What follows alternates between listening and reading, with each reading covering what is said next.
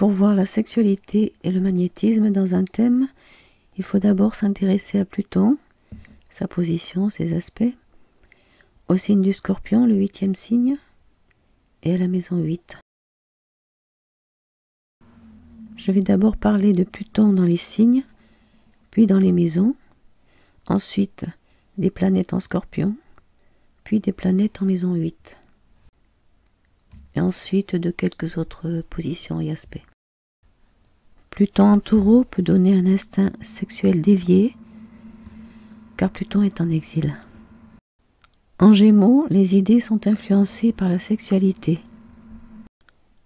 Pluton en Cancer octroie une vigueur sexuelle soutenue, et dans le foyer, le natif a tendance à satisfaire le conjoint sur ce plan.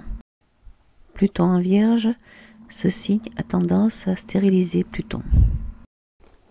Pluton en Balance, en analogie avec la maison 7,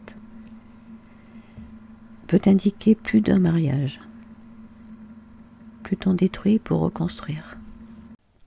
Pluton en Scorpion peut donner une charge sexuelle accablante. Avec Pluton en Sagittaire, la sexualité s'entoure de noblesse.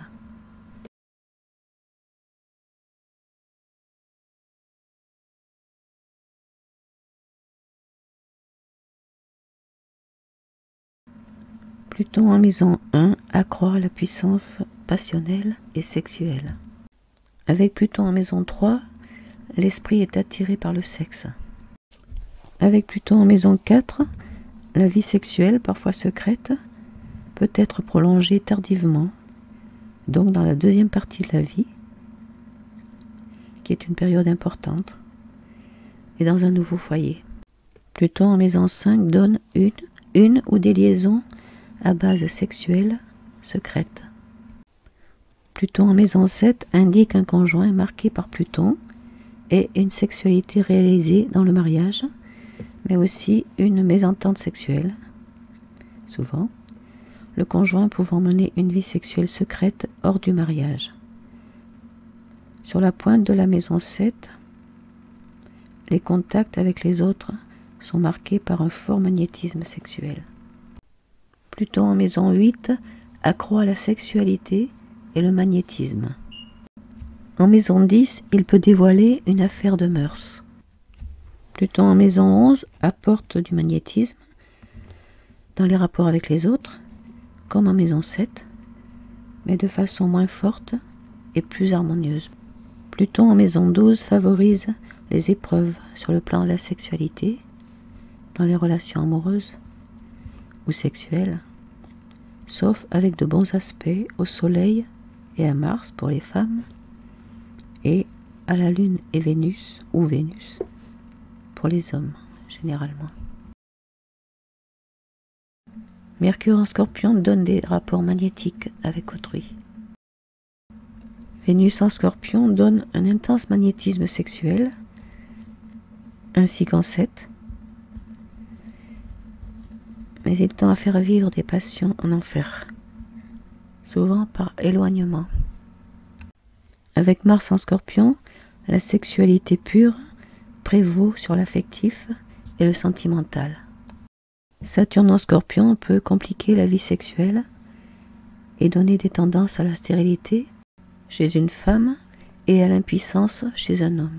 Avec Neptune en Scorpion, la sexualité procure une aura magnétique importante qui agit sur autrui. Comme Pluton en 8, le Soleil, la Lune et Vénus donnent une sexualité importante, qu'elle soit exercée ou pas, et donc accroît le magnétisme, sauf en signe des Gémeaux, de la Vierge, du Capricorne, pour Vénus.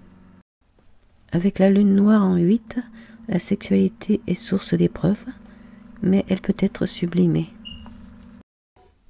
Mars en 8 donne une sexualité impulsive qui joue un rôle important, que ce soit par son excès ou son insuffisance, selon la position de Mars en signe et ses aspects. Saturne en maison 8 a tendance à discipliner la sexualité ou à la restreindre. Neptune en maison 8 peut amener des transformations profonde de la sexualité. Si Pluton est fort dans un thème, notamment dans un des 4 angles, et encore plus si c'est votre planète dominante,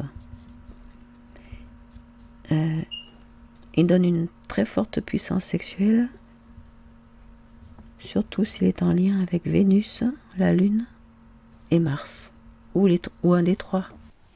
Le magnétisme est important aussi, avec un aspect Vénus-Uranus, ou bien des planètes en Lion, Poisson, Scorpion, un amas planétaire en maison 11 ou en Verseau. Enfin, les déviations sexuelles sont signifiées par les maîtres de 8, 9 et 12, très affligés. Donc en exil ou en chute et ayant de mauvais aspects.